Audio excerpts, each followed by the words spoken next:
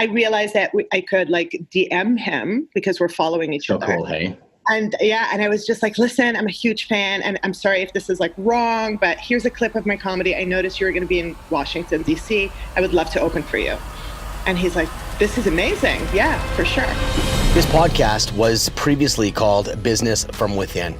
But one of the biggest things I know in my life and the lives of people that I've coached and even my mentors, if you're not aligned 100% with what you're going to do, things just don't go as smoothly. Things are a little bit tougher. I got to tell you, I think we've done 40 episodes as the Business from Within podcast, and I realized 90% of the results we see with working with people come from within. So many people become victims by saying, I need something outside of myself to fix myself. When the answer is in who you are, in yourself. You have the answer. And you know what? Dealing with relationship coaching, dealing with business coaching, at the end of the day, my heart aligns with from within more than it aligns with business from within. And I'd encourage you to ask yourself, where am I not aligned? And I'm going to tell you right now, when you're aligned, you can go 10 times farther, 10 times faster, and it doesn't feel like work. The Business from Within podcast has been a lot of fun, but now it's called From Within. And it now touches the lives of people all over the place. Rather than just focusing on business, it's truly a catalyst for your life, your business, and relationships. Thanks for listening. This is Ben Osterveld here from Within the podcast. We have a very cool guest here today, Eman El-Husseini. Did I nail it? El-Husseini. Oh, I knew I'd butcher it. Close. You said it like an American. Did I? I think sometimes I'm a bit American, to be honest. I go down there and I fit real well. It's the Alberta thing, I guess. Maybe it's Alberta, yeah. Like maybe, yeah. So, but you know what? This is really cool. I'm glad you're on the show because I saw your special on CBC. On the National? On the National. I've tagged it already, pre-tagged it today on Facebook and social media, saying, look who I'm talking to. And but no, you've got a really interesting story. You are definitely trending big time upwards in the comedian world. You're hitting some of the biggest stages. You're on TV. Like, it must be a wild ride. And I'm guessing it wasn't always like that. And I think you're probably just about to hit some, like, it's probably not even begun. It's kind of this weird place.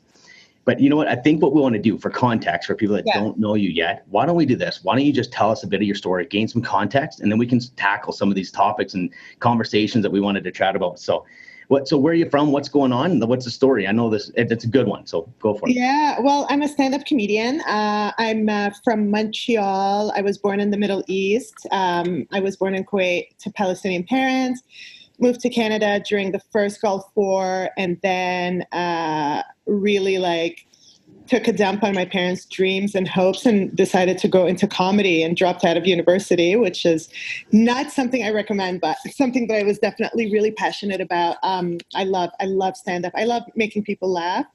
I feel like it's a powerful tool. It dispels a lot of stereotypes. I feel like obviously Middle Eastern women are underrepresented in the entertainment industry. So there are so many factors for why I got into stand-up.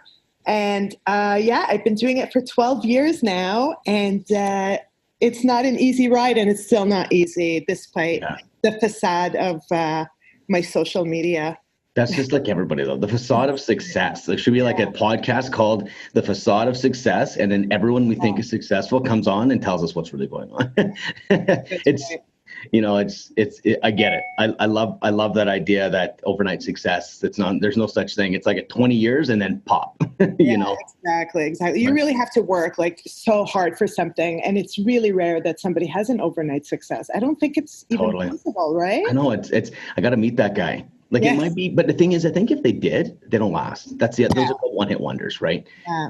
I think the guys that last have the resilience and they have the base, the relationships over the last 10 years that they've been developing. And there's a lot that holds up a long-lasting, successful run, not just pop. Yeah, that's an interesting, because I think comedian all the time, comedy, what a grind. I was at a show the other day in Vancouver and it was terrible. It was a little coffee shop. I'm not even joking. It's like a little restaurant. And there's three, they're like, we got the big liners coming in, and there's three comedians sitting there, and it was so uncomfortable. No one's listening to them. I'm sure you've done it, right? And I'm thinking, on a regular basis. I still do that. There's something like there's something about the grind that's like, okay, respect, like, and anyways, it was almost like they knew this, like I think they came off a really big stage and then went to that. Like that's probably the life of the comedian, right? Oh my God. So I remember like year 5 into comedies when I started getting some heat, which was good, and like recognized. Like the police are after you heat or? Yeah, no police. Okay. Because that would work too for audience anyways. Yeah. And I got a special on the Comedy Now. I got a half-hour special. Cool. And I just remember going to Toronto, getting picked up in a nice car, I made it around makeup, steaming my clothes, the whole thing. Like, and the next day I was in a church basement performing. Like, I mean, even that's kind of funny, actually. You were in a church. Hold on. Sorry. Like ADD. Yeah, it was an Italian gig. Anyway, I'm able to handle that, I guess. Yeah. I couldn't imagine. I've watched some of your content, and churches aren't the first places I'm actually seeing you get booked at. Right. But you know how like Italians and Greeks will have a lot of events in their like basement, usually, and parties. Yeah. So it's a different vibe from probably a super strict religious Christian. Yeah. Totally. It's more community and just eating. That's right. Eating, lots of eating. Just eating. Like, you want to join a religion? We eat. Like, I'm in. Yeah. So when I watched your CBC special, I was just like, well, I don't know. I don't know how I accidentally clicked on it. I was watching it and I saw you and I just got totally pulled in. But what pulled me in was like, I love comedy. Love it. Like, huge fan. Like, John Candy is like one of my absolute classic favorites. But I listened to your story, and I obviously, people that listen to the show kind of know me, and you're an overcomer in my mind. Like, you're an overcomer, and I feel like there's something about overcomers that are just so like attractive. And you just kind of, your story and how your parents, like, they're not supporting you or whatever, like all of this stuff. Like, and I'd love to talk a little bit about the challenges that you've gone through, because this is from within. So the idea of this podcast is that we look within the people's lives behind the successes or behind the lives. Like, it's the slogan is catalyst for your life, business, and relationships. And you kind of fit perfectly in all of that. So can you tell me a little bit about what was it like you with your parents? Are you talking to them right now? Yeah. I mean, my parents are really good people. I'm very lucky because they're just like genuinely such nice people. Cool.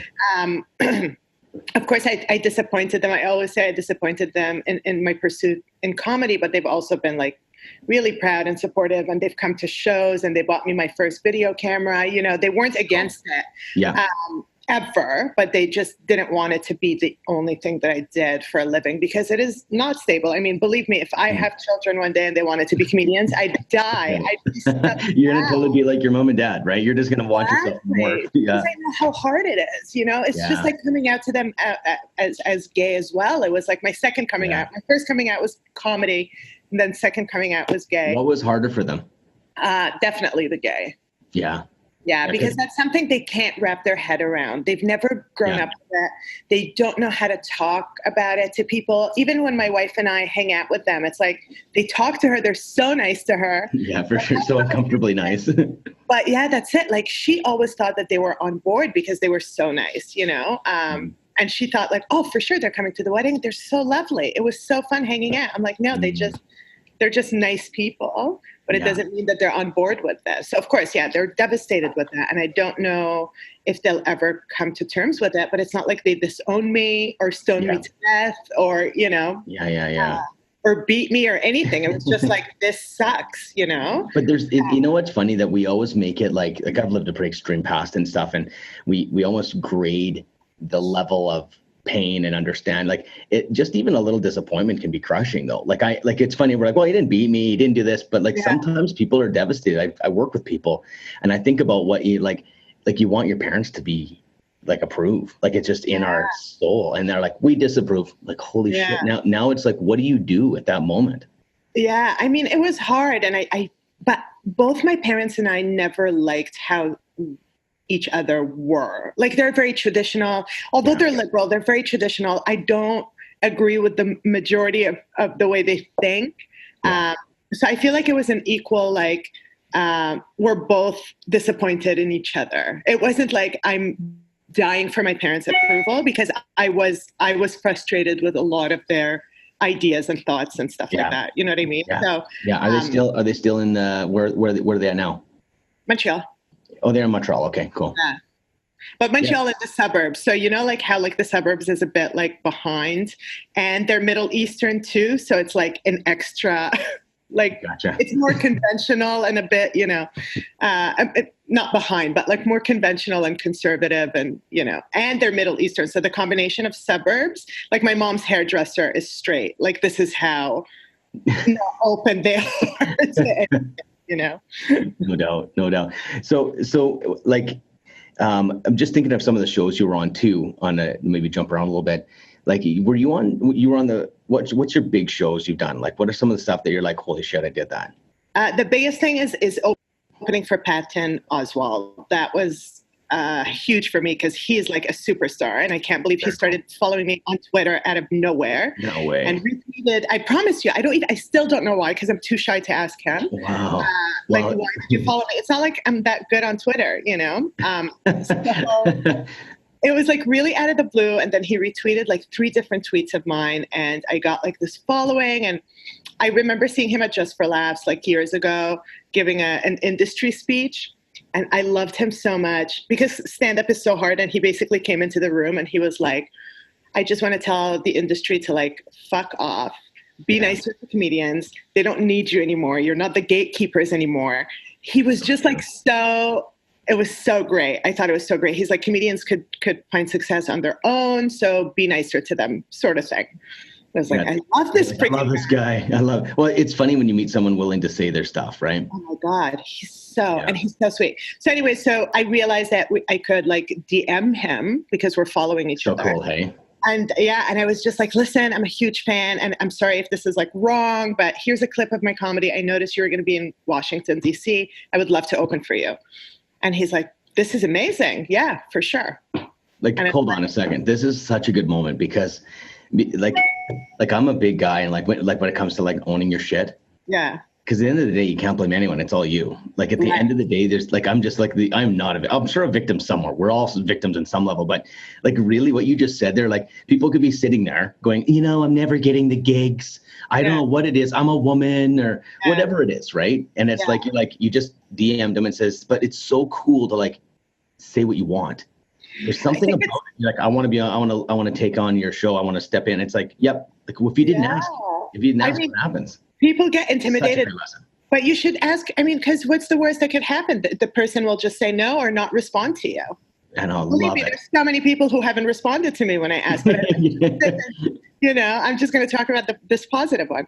But I love your realness. Like I love it. I love it because it's so true. Like on Facebook and on all these things, we look a certain way, and it's hard to like say, hey, what do you do when you fight or something? You're gonna post that? Like it's I just had a big fight. I was a total asshole. Like it doesn't post exactly. it. I love it. It's nice to bring it down. Going, look, I also DM'd 500 people and they said no, but this guy, I love it. Love the realness. It's true. So anyway, he's so sweet. And I got to open for him in DC, and it was like 2 shows, like at the Warner Theater, huge theater. Anyway, and he was like so sweet the next day, just like tweeting about how well I did. And then we kept in touch, and I was just in LA, and I got to do his show in LA, and like Conan O'Brien was there, and it was just like, that's a big deal. It is a big deal. I like really was going to pee my pants. Yeah. So is this a pivotal moment in your career? Like from that moment, like did that really pivot you, or is it just another step toward? I mean, it's another step. It's so, I don't know a lot of comedians that could be like, hey, I hit up Patton Oswalt and got on his show and whatever. So it's definitely like a really cool thing. That's like the highlight of my career. Cool. My friendly relationship with him and how kind he's been to me has been just like such a wonderful. And it's from that moment, seeing him at Just for Laughs, talking to the industry the way he did is seriously he's one of the reasons that I kept doing stand up. He gave me hope in that moment, because it really is such a grind and it's so difficult. And, I've been doing it 12 years and I'll have killer shows, but I still have really terrible shows too, where I bomb terribly. You're just like, well, hold on. Is it the person that kill Like, I can't believe it, how I could murder sometimes, and then other times just be like terrible, as if I just started. Is it your energy underlining, or is it the audience? Like, why does that happen? I think it's me. Sometimes I get into my head and like I lose confidence for whatever reason. And other times I'm just like, hey, I'm the shit. You know? It's amazing. Hey, it's so amazing. I've got 5 kids and I think about, wow, big family. Yeah, thanks. I'm all fixed up now, so I don't know more for me, but you know what's funny? I just look at what you're saying and it's like, sometimes I absolutely kill it on stage and other times I get in my head and I get insecure and I don't kill it. And then I think about how we raise our kids and how we do this. And it's like, really, we should just be teaching them self-value and confidence. Yeah. Like it almost like I see school and I see all those things happening and they're not teaching anything like that. It's all like, 1 + 1 is 2, but if they believe in themselves, they could just fly. Like I get inspired when I hear that because it's so obvious. Yeah. I think the 3 things that the school system should include in their teachings is what you said, self-value and confidence. Also like financial. Nobody knows anything about money. Goodness. That would be huge. And like maybe an extra like gym day. Yeah, like fun. Yeah. No doubt. Like it's, I love what you said there. That's really good. It's so true. Like, man, it's a conversation I have all the time actually with this talking, because I talked to my 14-year-old son the other day on that topic. I said, Jack, the question for you, I said, what are they talking to at school? He's in grade 8. And he's like, well, they're telling us to get ready for high school because that's when you're going to choose your job. And I said, okay. I said, do they ever talk about someone that wants to start a business? And he's like, yeah, 0. And I'm going, you know what I did when I got a credit card? When I'm like, this is the coolest thing ever. Zeller's credit card. And I was like, this is the best. And I go to the Bay, Hudson Bay. So I walked in with my credit card and I bought some Giovanni cologne. And I walked out and didn't pay for it in my head. I was like, this is the I just showed him the card and I get the cologne. So I was in debt instantly. The whole thing was racked up. And I'm like, but it's almost unfair. Like it's not, we don't know it. I think it's a really good point. Like to understand what a debit credit, understand what credit is. Exactly. There's nothing. Financial education is so important. And I lack it. My dad was pretty good and I always worked from like a very young age. Like people don't know the first thing about buying a home or renting or leasing or, interest and this. So I really do think that it's crucial to be taught in schools. Yeah, I think the school system is gonna stay the same, to be honest. And I think what's gonna happen, because we go direct to consumer with all the social media now, there's just gonna be people like you or I that say, hey, jump onto my show. I'll tell you kids how to do money. And I feel like eventually the school system will be somewhat irrelevant in some level, because I can just jump on and learn what I want. It's all open source. It's all like even if I said I want to become a comedian, I bet you I could learn at least, without a mentor, I could probably get pretty far on YouTube on how to do it. Totally. I think information is so accessible nowadays for sure. Yeah. Totally. Yeah. So how did you learn how to do comedian? Like I think, this is a question I actually had on that note, is that I think in everyone's mind, okay, there's this little piece that goes, I could do stand up. Like, do you find that? Because I know other people, like sometimes I'm like, I could do a bit. I think I'm pretty funny. Like, but I don't think that's totally true. I think like most people can't. Yeah. Do you find what people say? So a lot of people like to say that being a comedian is like, it's definitely a different ballgame than joking amongst friends. Exactly, yeah. That's the main factor. It's like, if you're funny with your friends, which I am a lot funnier with my friends than I am for an audience, because my friends know me so well and I know them so well. So There's context, Exactly. But if you're in a room full of strangers and you go up there and they're just like, who the hell are you? And who do you think you are? You want to make us laugh? There's that attitude of like, at the beginning, I thought like to become a comedian, you had to already be famous. You know what I mean? Because I'm like, why would anybody want to listen to somebody they don't know? Try to make them laugh, Yeah. But I really just, I always thought that I was funny. I got away with a lot of stuff in school. I was always like the teacher's favorite student, although I wasn't the best student, but because I was able to make them laugh. Like my oral presentations were always the best. It was always such a good time. Going to solve a math problem was like a fun thing. It was always an opportunity for me to perform, So that was built in, hey? Yeah. And in my family, like our dynamic is either we're like yelling, screaming, fighting, or cracking up laughing. Like that's just passion, like honestly. Exactly. So hot blooded. Yeah, no, I get it. I get it. I got a lot of energy myself. I can understand that. Yeah. So here's a weird question. So I hear I'm cool with swearing. I'm cool with vulgar. I'm cool with, like, I think it's kind of funny. But when it comes down to, I'm married to a wife.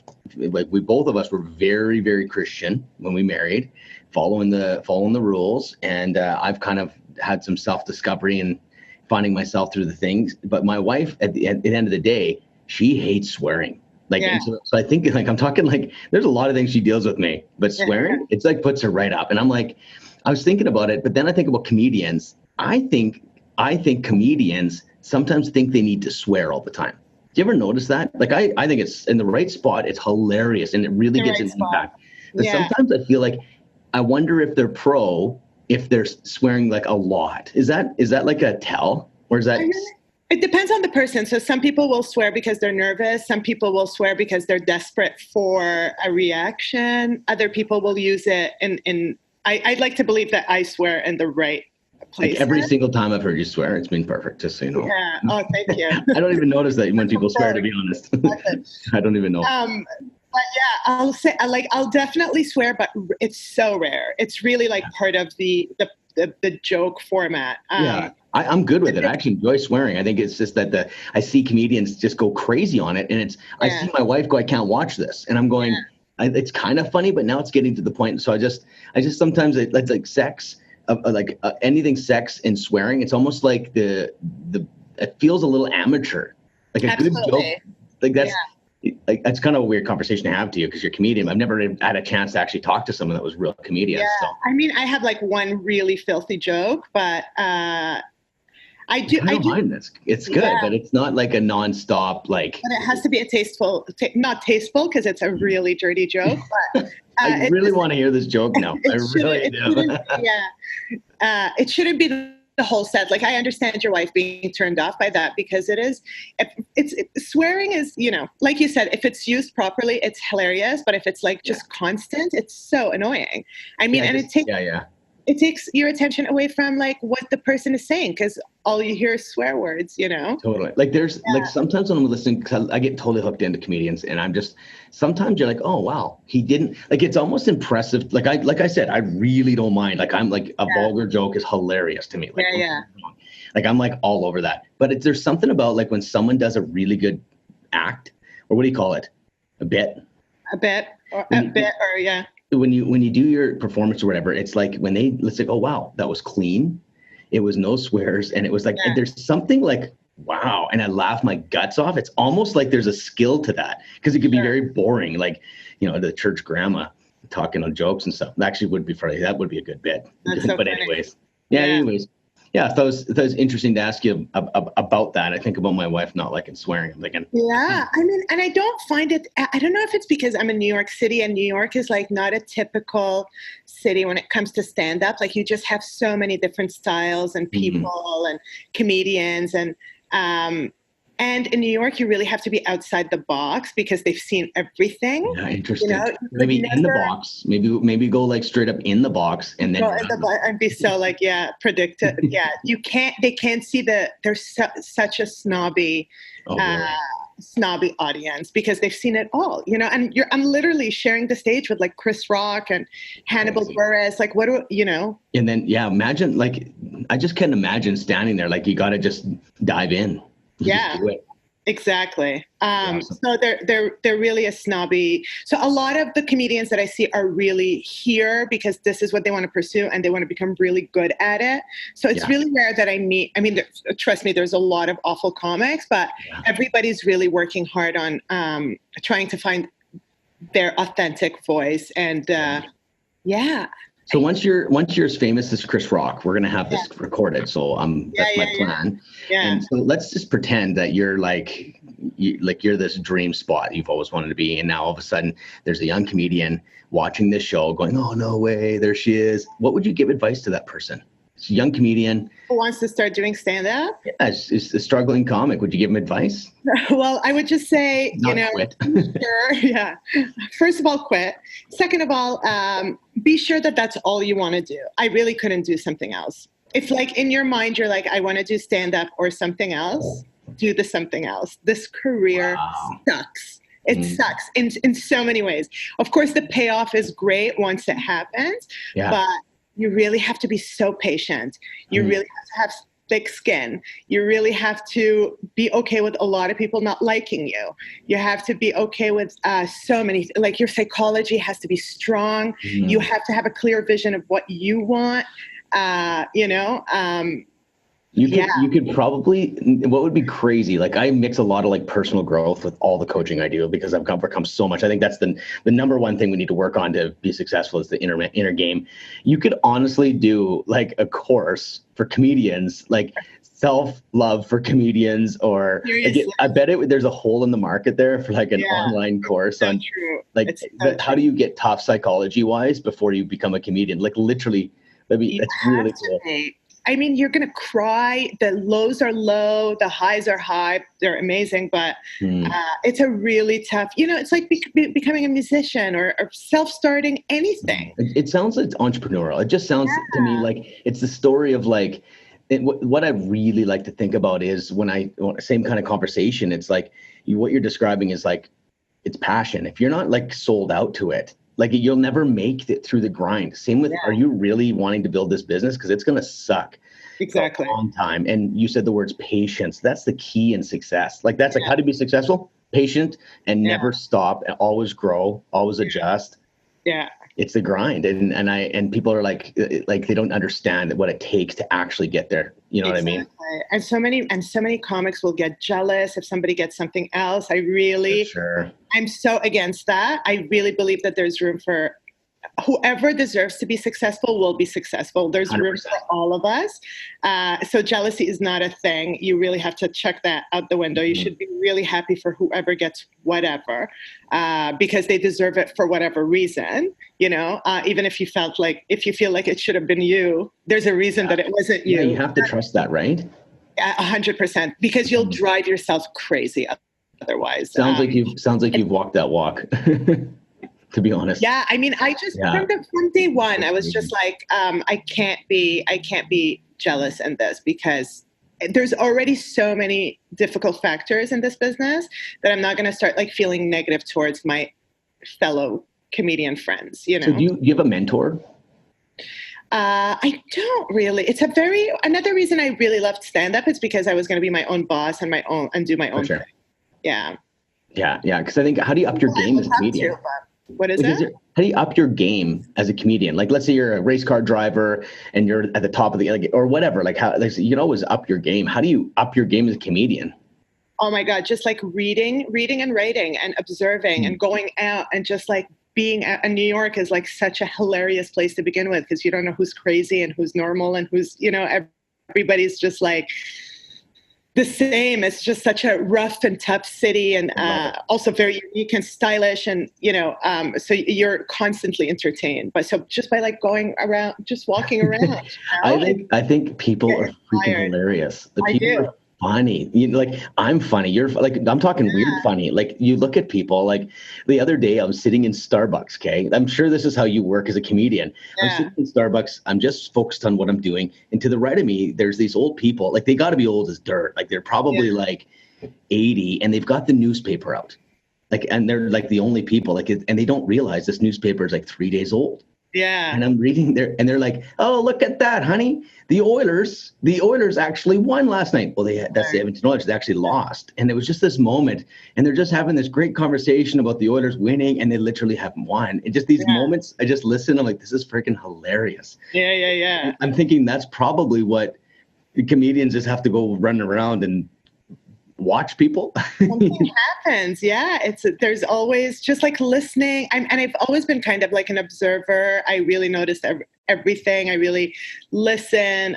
So that's a great skill to have. If you're somebody who likes to talk a lot, it might be harder to absorb. Glitched out here again. Dang it. Oh, it's frozen again. There we go. Oh, I don't know what's going on. I gotta. Can I make a funny face again? No, you're good. You're good. I snapshot that and I sent it off to all the social media platforms. But yeah, so yeah, we're just talking about. You were saying if you're a talker. Yeah. And if you're go. So upping your game, reading, writing, and especially today, like with current events, this current administration in the States is such a disaster. It's kind of frustrating because it's like, it makes me more mad than productive. But just be aware. Like, we saw this comedian in LA who did a set that was so tone deaf about how he wanted Hollywood to be like better to comedians that are to people that are not as attractive or something. And we were just like, with everything that's going on in this world today, you're coming to like you know how you look like. And he wasn't even a bad looking guy. We were just the room was like silent. He was on the stage doing. He was on the stage and he completely flopped because it was just like, what the hell are you talking about? Like, everybody's kind of talking about something, and I understand that that's your truth, but it just seemed like a rehearsed, robotic set that, anyway. And you know what? Actually, when you say that, like you're going in an area that I'm pretty obsessed with, is that I really believe in authenticity and being yourself. And to be honest with you, that's probably the reason why I reached out to you, and because I really think that in the eyes of like how we see everyone, like I really think you're an authentic person. I don't know you, but I can feel you. You know what I mean by that? You do the same thing. I can guarantee you. Yeah. And so I feel like you're authentic, and I think that's the actual pathway to success. Because like you just said, if you're gonna do a robotic, like you gotta and I think there's a part of letting ourselves be seen. And I feel like if you that's why, like, look at your story, like, Jewish, Palestinian, lesbian couple, like it's the greatest, but for you to actually be that, was there a time where you hid that at all? Of course. Oh my God. Yeah. I was so closeted when I first fell in love with my wife. The first year was hell for both of us, including her. Like, I was so ashamed. I couldn't believe it. Readjusting my whole mentality around being gay and being in a gay relationship. And I broke up with her like every 2 days, although I loved her so much. Just like having to let my parents down, know that they're not going to be okay with it. All of those things. I mean, it was so difficult for me, but I'm like the happiest person. So what happened? I really think this, like we say, this show's a catalyst for people. And I think, I don't know you, but I can feel like if there was like someone that said, hey, guess what? Because you said these things, I totally got the strength to do it. Like, there's something in life, you die and you think of those things, right? So this is kind of that moment where it's like, I think about someone you had an extreme story, like, and maybe it's not as extreme as some, but maybe it's more extreme. But like, what was it where you're like, you know what, F it. Fuck this, I'm going to just be me? Or was it like that? Maybe it was a progress. I'm curious to see that transitional place. Like, how did it change from super shame? I think from super shame, I think I was just madly in love with her and still am. Like, I was really head over heels. When we were apart, I would be a mess. And she gave me an ultimatum one day, like a year into a relationship. She was just like, I'm going to go to Scotland. Amazing. When I come back, you either pick me up at the airport and we're together, or you don't come and it's over. I can't do this anymore. Wow. And I was like, of course I went to pick her up at the airport because I was amazing. And honestly, it's been almost 8 years in February that we're together. And I still feel like we're in a honeymoon stage. Like, to know that I could have risked that. And like, she reminds me every time we get into arguments, how I was terrible to her in the first year of our relationship.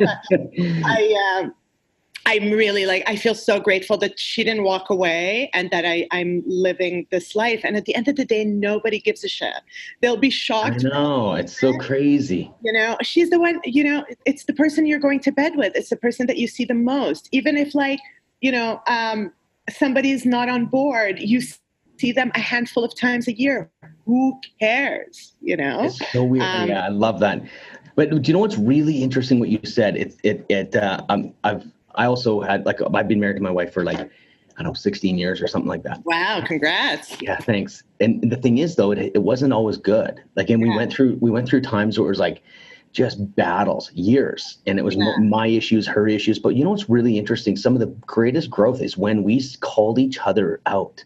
Like she called you out. Honesty, yeah. Yeah. And it's like, we always like, well, I don't want to say that to make them upset. I'm like, F that. Like, a crazy story. This is an example of like, I think about how you guys have a healthy relationship with what you're explaining, and it has to be built on that honesty. It's just like, we're talking like if I offend you, that's okay. Like there's that kind of like, sure. Like my daughter went up to my wife yesterday. Well, Renee, I come home and Renee's like, you know what? I was kind of like, and she goes, my little daughter, she's the sweetest thing. Like she wouldn't hurt a soul. She's like, Jewel kind of was like on me today. I'm like, what do you mean? Well, she said, well, Mom, you're a little bit ugly. Oh. But just a little bit. It was just innocent. It's just a kid. Yeah. And Renee's like, oh my goodness. Like, how do I like, but then I'm like, so why are you so bothered by that? Like, see, this is a conversation that I'm like, hey, what do I do? Oh no, you're pretty. Yeah. Like that's what I'm like, I'm not interested in that conversation. I'm kind of like, why are you so upset with it? So I asked her, she's got the cutest feet you've ever seen. And I said, hey, let me ask you something. I said, by the way, your feet, they are ugly. I said, they're the weirdest looking feet. I said, what do you say when I say that? And she's like, well, nothing. I like my feet. I said, so you see the different reaction. Exactly, yeah. And I said, so I think maybe you think you're ugly. Yeah. I said, so I'm actually kind of happy Jewel called you ugly, because then now you can actually realize you're walking around feeling that way. And it's actually something that's real. You're so right. I love that. We just had this moment, and it's like, I think we need to risk those conversations. Yeah. So a little bit spin on to, I don't mean to make it all about me at all, but just the whole idea of that you got challenged by your wife. Let's talk for fun. I'd love to see, let's have a conversation on religion, because this is something that the reason why I give you a shout is hearing about that, like coming from a Muslim. And in North America, it's totally misunderstood. It's totally like really misunderstood. Yeah. And so what's your view on religion and growing up? Like, were you guys a religious family? Not really. My parents are pretty liberal. Nobody really prayed. Nobody prayed 5 times a day or anything like that. I was interested in it. The way I was taught religion was really cool. Like it was almost like Islam was like this hippie religion that's like, it's all about how you treat other people. It's your kindness, don't lie, don't steal. It wasn't like everything's forbidden, don't drink alcohol. It wasn't like the don't or you're going to burn in hell at all. So I always thought that it was such a cool religion. And I saw that my parents were so kind to other people and they treated people so nicely that I was just like, man, this religion is great. No wonder so many people convert to it. It's awesome. Yeah. But then I had a religious aunt who's like the opposite of what my parents are. And it was constantly like, did you pray today? You didn't pray? By the way, you won't go to heaven. Only Muslims go to heaven. And it's like, what?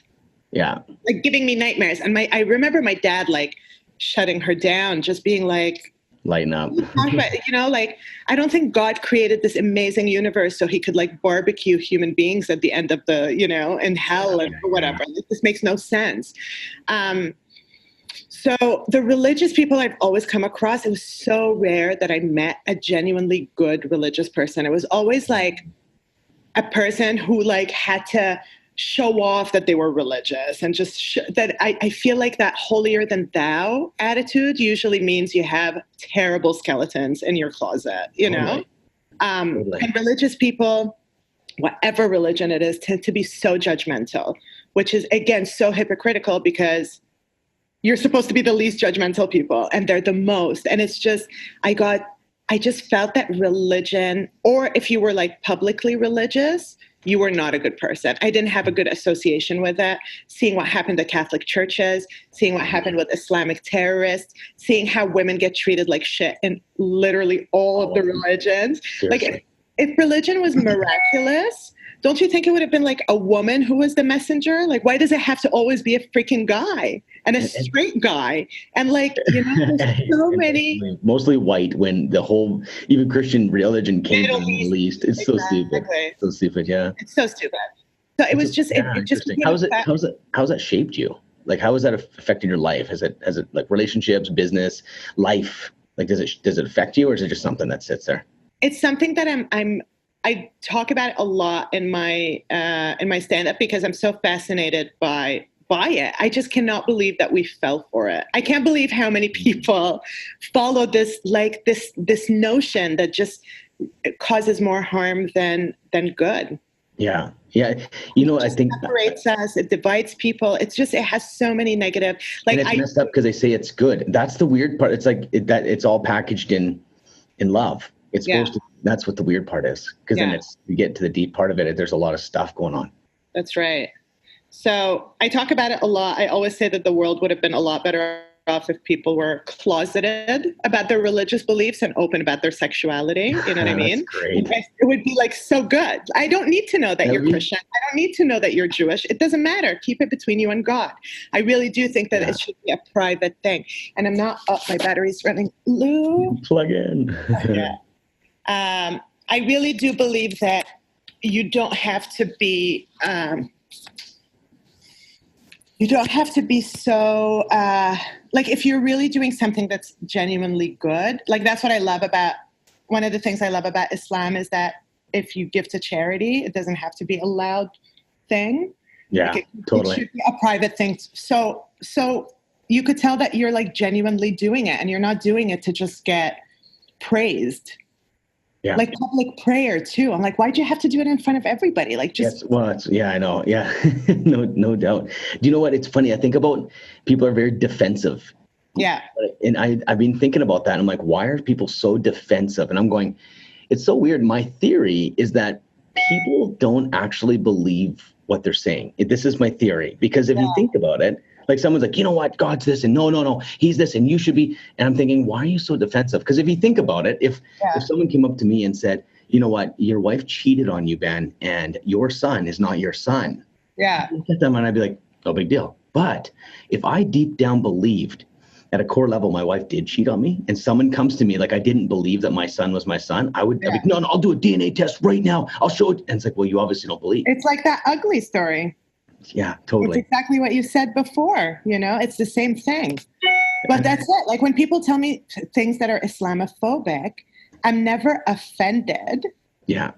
I'm just like, I'm realistic about being like, oh yeah, there's a lot of shit that sucks about the Muslim religion, just like Christian, just like this. I remember doing like a right-wing interview with that guy, the Proud Boys guy. Who's this? The Proud Boys guy, Gavin Proud McInnes. Boys? Yeah. Have you heard of them? No. That guy who's like, I really don't believe he means any of that stuff. He just like has gotten so many followers, being this hateful, like Proud Boys. Anyway, and then I think he was like getting sued recently because it was like a hate group, basically. or they just got denounced as like a violent group. You were on this show? And I was on his show. I went with my wife, and and I knew that he was going to give me a hard time with Muslims. And I'm like, that's fine. I don't care. Yeah. But the one thing that I couldn't. Your sound has just shifted off a little bit. Oh, sorry. Is it good? Try again. Is it good? You sound like you're in the hollow. I don't know. Not. How about this? No. No. There. Did I put my hand on something? There it is. You're good now. Okay. So you did the show and you were going to get. And I knew that he was going to shit on Muslims. I'm like, fine, I'm okay with that. And I'm like ready for it. And I do think that there's so many things that could be corrected in the Muslim community, AKA homophobia. Like, do not ask for people to not be prejudiced against you when you're like so homophobic. Anyway, side note for the Muslims who are listening. And Christians. And Christians. And whoever says that they believe in God and God is love, like, okay, get it together. But the moment that I wanted to like get up and leave was when he started like, he said the N-word. No way. Yeah. And I was like, and I honestly, we don't see this in Canada. The racism in this freaking country is disgusting. Like how Black people get treated. It's just terrible. It's terrible. In America, you're saying? Or in America, it's so bad. It's so bad. Like it's dangerous to be a Black person in America because you might get shot and nobody will give a shit. Like it's so fucked up. So that I couldn't tolerate just because I know it's something that really hurts me. Although I'm not Black, but just the injustice. I'm a huge, maybe because I'm Palestinian, so I'm partial to justice. But I really do think that this country has never come to terms like Black people should be getting reparations for slavery. And these people are just like shooting them and putting them in jail for no reason whatsoever. So that was the moment when I was like, I'm out of here. And he's like, no, I didn't mean it. I was just like. You literally walked out. I was like getting up. I got up. He's like, no, he like backtracked. And he was, and it's just, I do feel like he kind of is doing this persona because he could get a lot of followers saying ridiculous things. I don't even think he actually believes that. That I have a hard time with. Like, I have a hard time. You're not aligned. You're like, it's such fakeness. I just it's terrible. Yeah, no question. So I've got a little lightning round here, just to ask you a few basic funny questions, because I do this with everybody, and it's funny. So here's the first question. It's like a game show. I should edit some music in. Yeah. I probably won't, but just it sounded awesome when I said it. Okay, so if you were to develop a scratch and sniff sticker, what would it be, the picture, and what would the smell be? Scratch and sniff sticker. I really love garlic. What? Oh, jeez. Garlic is my favorite, and I know people don't like it that much, so I would definitely do garlic just to see like their facial expression. I love it. And I guess like the picture would be me smiling at them. Just stinky. I'd be like, hey, stinky. Like my breath, exactly. That's hilarious. I've had a lot of people say other things, not garlic. No. So if you were an animal, what animal would you relate to and why? I definitely want to say lion because I'm a Leo too. So, and I have great hair. So I got the mane, although it's only males that have the mane, but I do relate a lot more to an elephant. I'm the sense of empathy that they have, and they're big and lovable. And they don't forget anything, I hear. And I have an amazing memory. So interesting. So you're like lion elephant combo. Yes. Okay, so question, why do people not do what they should do? Fear. Fear. And comfort is not a good thing. Being comfortable is not a good thing because it doesn't push you to pursue anything better. Because you're just like, I'm comfortable. I have whatever I need. Why push myself? So fear and comfort. Interesting. So do you push yourself? I try to. I mean, I'm doing stand-up comedy. I'm like running around. I'm getting old. All I want to do now is just stay at home with my wife and sip tea instead of like going out every night in like shitty bars and. Okay, so actually, I had a question for you. When you said like it takes a long time to kind of reach this place, and you're telling people some advice on this, where is the place where you'd be like, this is the absolute dream? Because I guarantee you have some kind of like, is it a TV show? What is it?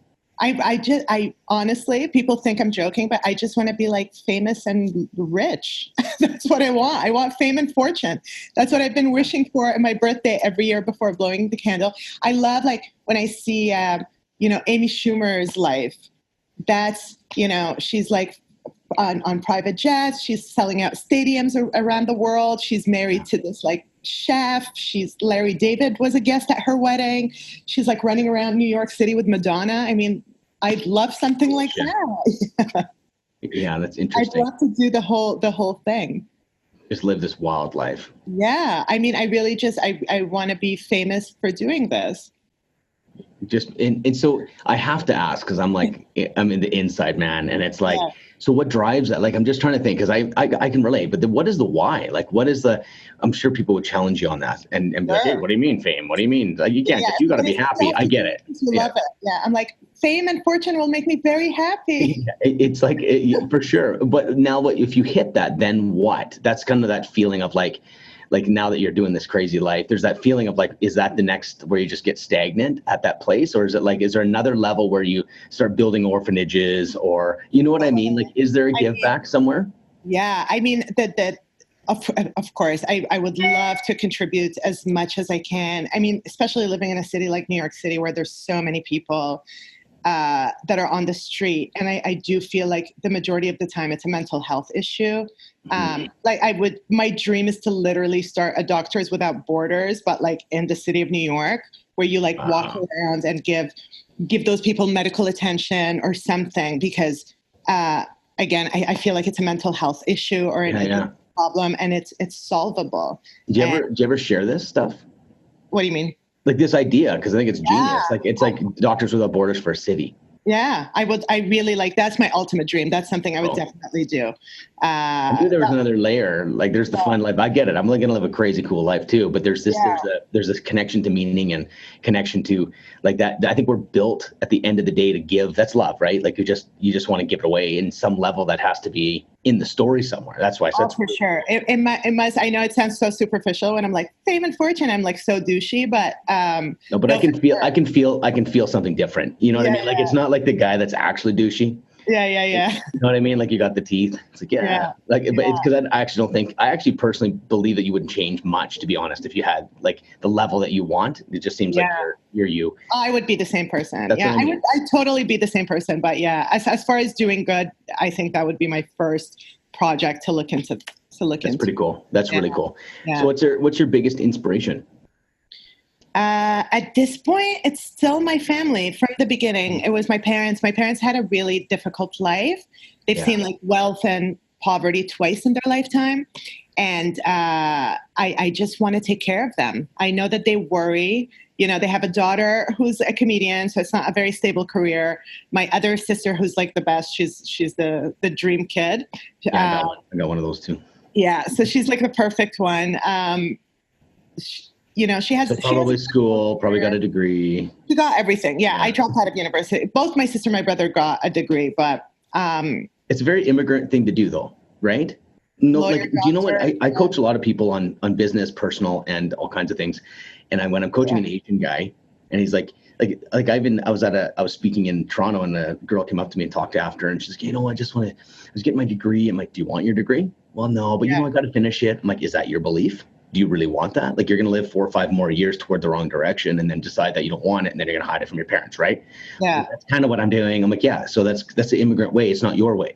Totally. There's these patterns that like, I just want to tell everyone that's not you, you know? No, for sure. No, my dad's favorite example when I dropped out of university to pursue comedy was a friend of his whose son wanted to be a lawyer, but his father wanted him to be a doctor. So the son became a doctor and then gave his diploma to his dad and then went to pursue law. I'm like, Dad.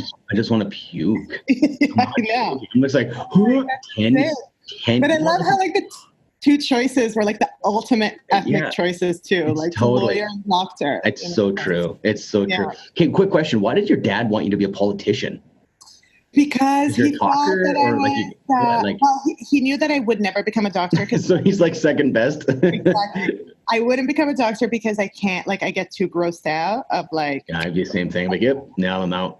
Yeah, exactly. I mean, dermatology maybe because I'm like into gross skin stuff, but I was not, and the smell of hospitals, I can't do it. Like, I really do think doctors are amazing for being able to tolerate that smell. It's brutal. It's brutal. I see some jokes coming that I'm telling you, it's so the hospital smell. That's a bit right there. Anyways, so bad. I mean, where does it come from? Like, is it like what is it? The sheet? Grossness. And I don't, blood, stitches. Yeah. So he knew that I wasn't going to become a doctor, and he knew that I wouldn't have patience for law because it's a lot of tedious reading and boring reading, and I'm too like. I need to be stimulated, like, and passion and feelings. So he was like, politics. He's like, you like to talk a lot. You're charismatic.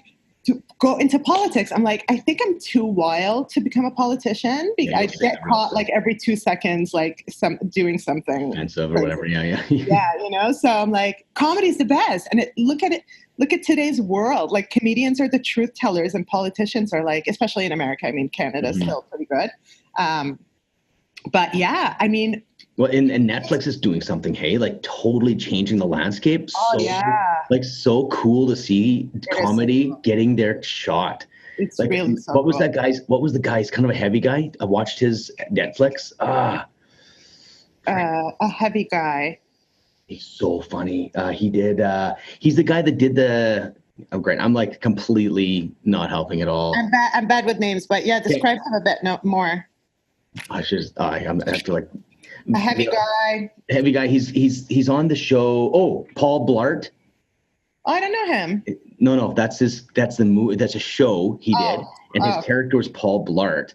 Okay. And so look, I can't remember his name. Everyone's going to know what I'm talking about. My kids love this. Paul Blart, the mall cop. But he did a stand-up bit on Netflix. Kevin James? Yeah, Kevin James. Yeah. Okay. So funny, but it's I have to see it.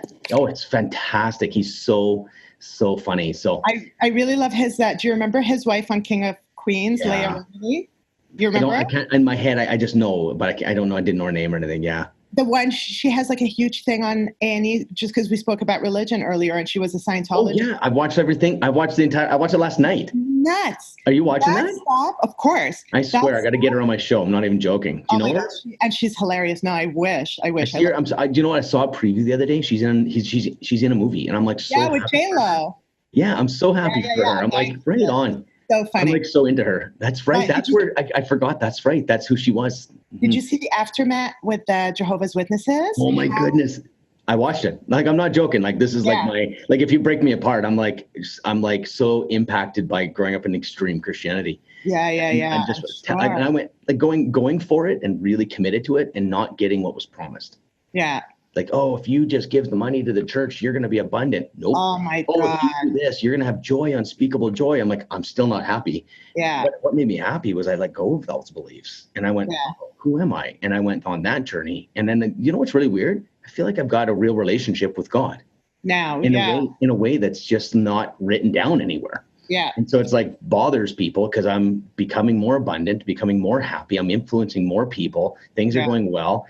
And it's like, I'm just not so stressed out about following the rules. It's like, I was never really into following the rules. But anyways, okay, another question here. What's your favorite comfort food? Oh, that's hard. Because when I think comfort food, I think of like, mashed potatoes and like really meats and stuff like that. I love mashed potatoes. That's where my mind goes. It goes to like, mashed potatoes and meat and stuff and gravy. Yes. Although it's so like not Middle Eastern or my background at all. But my mom. Surprised. I'm thinking like I'm going to hear some like amazing Middle Eastern food, like mashed potatoes. I'm like, oh, that's like hometown. Yeah. I know, but that's where my mind goes with comfort food. I do love Middle Eastern food. I can eat it. I love it every single day. I mean, it drives my wife crazy, but that's seriously, it's my ultimate favorite. Like amazing tabbouleh. Love it. Yeah. I really love it, but there's something nice about the mashed potatoes and gravy. And my mom made that when we were growing up in Canada. She would make one of my favorite meals, which was mashed potatoes and like breaded steak, cutlets or whatever that is. Yeah. Yeah, exactly. So what's the greatest present you've received? Actual present, not like metaphor. Like physical? Yeah, like a gift. What was it like? That was amazing. The best gift I ever received. I mean, I have a chain. I'm not wearing it right now that my parents gave me, which means I'm not a very materialistic person. Yeah. But it's a really beautiful gold chain with my name in Arabic on it that I really, really love. So I think that's, material things don't really.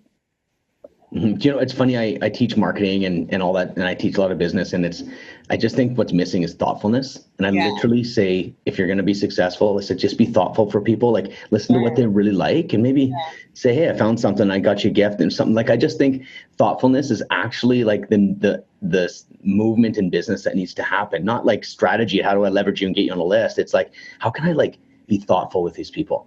And it's because it confirms it every time I ask the question, because you're like, it was the gift that was thoughtful. Like, it's never like you got this hat and it's the best hat with great stitching, the greatest gift that you've got, and thoughtfulness and things like that. Now, I was going to ask you about Trump, but it sounds like we probably won't do that real quick. And then maybe I should, but so let's do this. If there was advice to a married couple, last question, what would you give a newly married couple advice?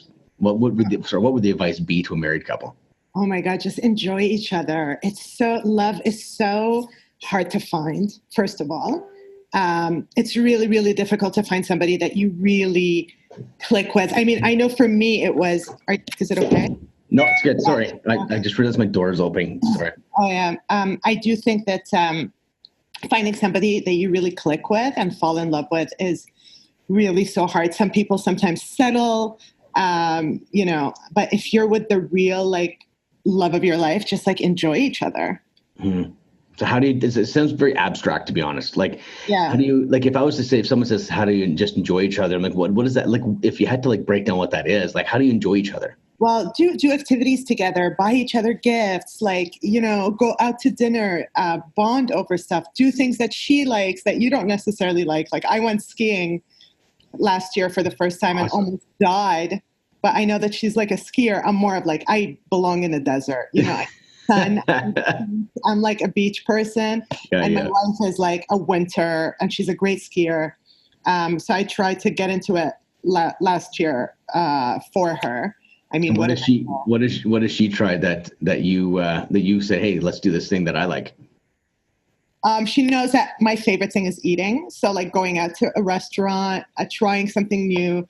It's funny. We always joke about how she pretended to like spicy food when we first met, and she really cannot handle it at all. And at the beginning, she'd let me like put hot sauce in her plate, and that like it just the amount of hot sauce decreased, year by year. I never actually liked. And now like nothing at all. Awesome. But yeah, and we're so lucky, my wife and I, because we're in the same field of work, which I thought I did not want. Well, first of all, I didn't think I'd marry a woman to begin with, but I did not want to date a comic. I did not want to date somebody in the same field. Yeah. So, of course, whatever you think that you don't want is so not necessarily, when you fall in love, all of your expectations and rules and all of the rules out the window. But that's how you know that you're with the real person that you know. Totally. But we laugh a lot together, and that's always been a memory of mine with my family. Is like growing up, and if I'd overhear my parents laughing together, it was such a nice thing. And I told you the dynamic in my family is either like fighting or laughing. If you're able to make each other laugh, do nice things. I hate massages. I know that my wife loves them. So like once in a while I'll like massage her, although I have no patience and I'm not like, So they're not out yet? You done? But That's cool. I mean, That's just cool. enjoying and talking. That's a better picture than just enjoy yourself. Like it just paints such a better picture of what that means. I'm huge on pleasure. I think, it's just eating and like enjoying and, being entertained, and I don't know. That's cool. No, that's really cool. I think a lot of people don't allow themselves to even saying that. I can feel like, well, you can't just have pleasure all the time. Yeah. Like it's almost like old thoughts come out, like old people thoughts. Like, oh no, you can't just have fun. Yeah, exactly. So we'll wrap up the show. But there's every guest I ever have on here, I always think I'm sitting here drilling you with questions, and I think everyone is my teacher too. And I think it's maybe someone has a question for me. And I always open the floor, and I never prep anyone for this just because it's fun doing this. Yeah. Do you have a question you would ask me? Yeah. I mean, I did sort of, before we started recording, and I really would love to know your story about like literally going from the streets to, becoming a successful self-made man. That is there's a podcast number 1 story. But I don't know. That's a big question. How did it go? What was the switch? Now I'm using your terms. What was the switch from being literally homeless to not being homeless anymore? Well, So no switch. I remember in a weird way, like, I don't know why a lot of people didn't make it. A lot of people I know didn't make it. Like there's people that I see still today, missing teeth, married with kids, just looks like a junkie. Yeah. And I'm looking at this guy, he's like, hey Ben, how you doing? I'm like, holy shit, man, like you look brutal. Yeah. And I'm like, that could have been me. So I don't know why some make it and some don't. Maybe it's my brain. Maybe it's a spiritual thing. I don't know. But I think at the end of the day, something inside my soul, like deep inside of my soul, said, you're a good dude. Yeah. And I feel like I got dealt a tough hand, and I feel like I wanted to live. So I had this weird thing. Even though I tried suicide, I was put in a psychiatric ward. I've lived on the streets. I've gone through, like, thrown out of moving vehicles, picking up drugs, and like living this life. And the one breaking that shift was one day I was and one theory, I was always could make money, which was really weird. I was always a hardworking guy. My dad would only like me. And this is my interpretation. It's not what my dad's truth is. My truth was like he only loved me or liked me if I worked really hard. That was his definition of like, wow, working hard, good job, Ben. It's the only time like, wow. Like, you want to see me work hard? I can like triple this. And that's why to this day, I got this craziest work ethic. So I'm thankful for that. But one night I was high. I think we did coke, mushrooms, and drinking, and we were just smoking dope. And I was laying there. And one night I was just like totally hallucinating. I was laying down, and like I was only like 17 years old. And I started seeing these like things fly around, and then this weird pole said, call your dad. And I was like, what's this? And it's kind of foggy. And next thing you know, I'm in a cab. I'm driving, it's 2, 3 in the morning. I'm driving to my parents' house, and I stood there. The cab leaves. I feel like the cab knew me for some reason. I don't remember. And I go to the door, bang on the door. And at this point, my dad had pretty much written me off. Like, I think, like I was actually... Because now you've been like on the street for 5 years or so. Yeah, off and on. I'd have a rental. I'd stay at people's houses. Like, it's not like living on a dumpster, but like I was pretty smart. I'd go steal stuff and get into people's houses. Like, hey, dude, I got a 2-6. Can I sleep here? Then I got smarter and I got a job, and I was dealing drugs a bit, and I was always an entrepreneur. And so I rented a place, split it with my other guy, and I didn't even remember I paid rent. And standing there, my dad at that point I think I'd put him, like he had put me through hell, and then I put him through hell. Like I just imagine that, like he's a man that has a reputation. He's a successful man. And there I am just running around like crazy, like a dynamite stick. But that's because of the beginning part of my life. Yeah. So I knocked on the door. My mom comes down because moms are always there. I sat on the step. I go, Mom, look at my eyes. I'm higher than a kite. I had like $1,000 in my pocket, cash. I'm like, look, I got some money. I said, I just want to die. Yeah. Okay. So you tell your mom, like, $1,000, you're high. I want to die. I want to die. I was very angry, like beyond angry. Like I fascinated about how I was going to kill my dad all the time. Like it just was, how am I going to do this? How am I going to do it? Like it's crazy. Just pain all the time. And then, so my mom just said, hey, there's this one place called Teen Challenge. I remember at church as a kid, this drug addict group of guys came to the church when I was like a kid, and they were in a choir, and they were singing in this choir, and my parents billeted them. And that's the only reason they knew about this place, which is kind of those meant to be kind of moments. And I went to this rehab center for 365 days on a ranch outside of Calgary, graduated the program, and started to live. And so that was a pivotal point. But I think another pivotal point to actually becoming the success side of it is I let go of old belief systems. I said, what do I believe? Like I threw everything out on literally.